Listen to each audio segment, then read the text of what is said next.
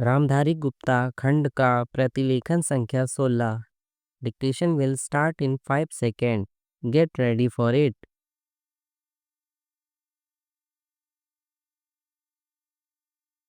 Start. अध्यक्ष जी, जिस समय पाकिस्तान ने भारत पर हमला किया था उस समय उन्होंने देश की रक्षा के लिए महत्वपूर्ण कार्य किया था।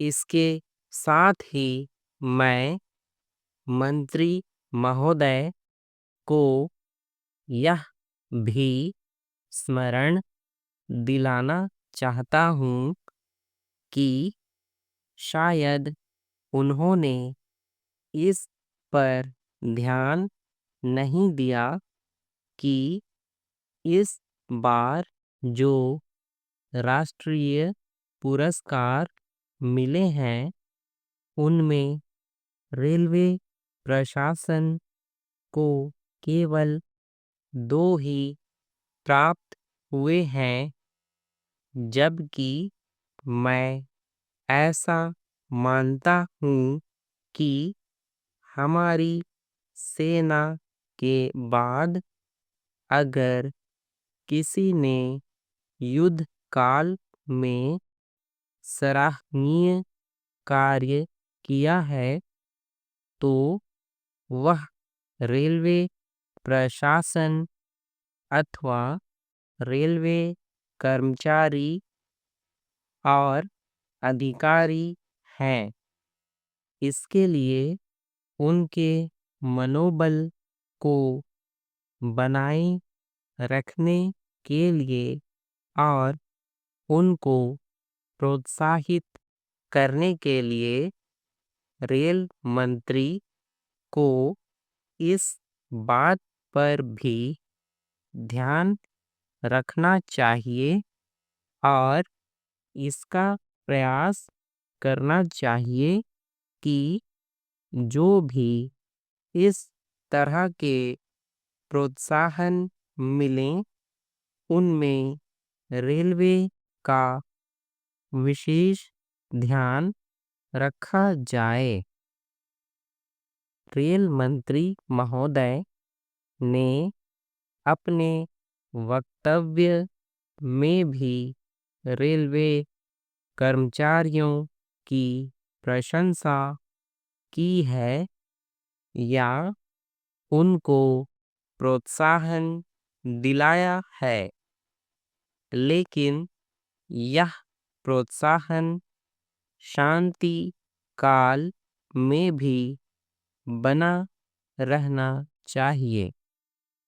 रेलवे ने युद्ध काल में जो काम किया वह तो देश की रक्षा का महान उद्देश्य था, लेकिन उसके बाद देश के निर्माण में या गरीबी मिटाने के लिए जो युद्ध होता है उसमें भी प्रत्येक रेलवे कर्मचारी का मनोबल उसी तरीके से बना रहे, इसके लिए भी रेल मंत्री महोदय को कुछ कदम उठाने की आवश्यकता है।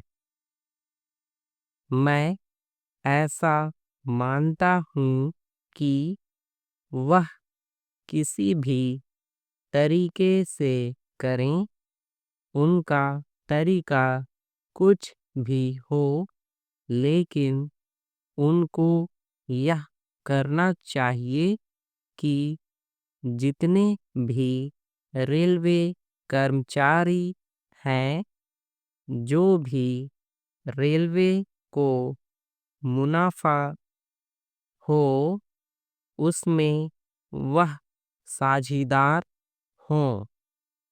चाहे आप उनको बोनस के रूप में कुछ दें, चाहे किसी और तरीके से दें, लेकिन हर वर्ग के रेलवे कर्मचारी को मालूम होना चाहिए कि यदि वह देश के निर्माण के संबंध में ठीक तरह से काम करेगा तो उसको पुरस्कार के रूप में या वेतन के अंश के रूप में अपने वेतन के अलावा पैसा मिलेगा।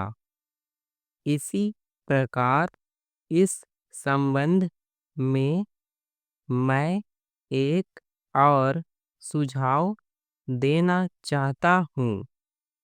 स्वतंत्रता के बाद रेल प्रशासन भारत सरकार का प्रशासन हो गया, लेकिन यह लोकसभा एक विशेष उद्देश्य को लेकर चुनी गई है।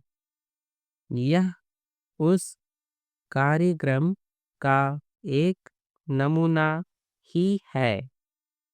गांधी जी ने जीवन के सभी पहलुओं पर प्रकाश डाला था।